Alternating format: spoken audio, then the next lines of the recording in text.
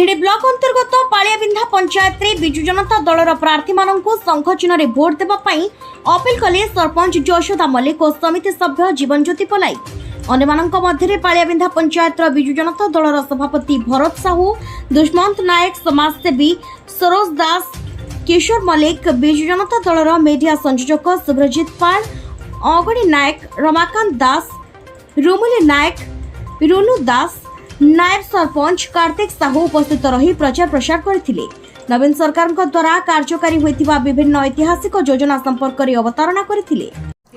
2024 साधारण निर्वाचन जते पाखी आसुछि सेते राजनीतिक वातावरण सरगर्म होबार लगी। यही क्रम आज जिझारपुर गाँव में पहुँची पालियाबिंधा पंचायतर समिति सभ्य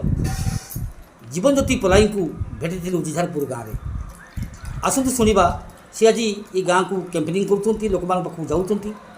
क्यों आधार रे और राज्य सरकार कौ विकास कथा से लोक कहते आसतु पाक शुणा। पहले वो न्यूज ओडिया आपको स्वागत करुँच। धन्यवाद आज्ञा आप जो गाँव में कैंपेनिंग कर लक्ष्य और उद्देश्य कौन? आम घर घर शंख कार्यक्रम शह शह लोक सामिल होती आम ग्राम पंचायत सरपंच ठार आरंभ कर चेयरमैन, पूर्वतन विधायक, पंचायत सभापति एवं देवदुर्लभ कार्यकर्ता जरिए नवीन बाबूंकर जो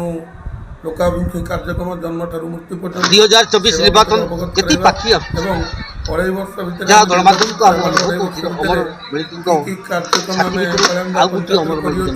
तार एक रिपोर्ट कार्ड प्रदान करी निश्चित केवल नयाद पंचायत रे गोटे अमर नुह ये शह शह अमर आसले और शह शह अमर आसबार मुख्य कारण है आम आगामी दिन माननीय मुख्यमंत्री को षष्ठ थर मुख्यमंत्री देखापी चाहूँ एवं हाथ मुठा को आम टाण करने धामनगर निर्वाचन मंडल आम गुंडीची मूषा साजी नयाद पंचायत बिजु युव जनता दल एवं बिजु जनता दल माने बहु मात्रा रे आम चेष्टा करूँ आमर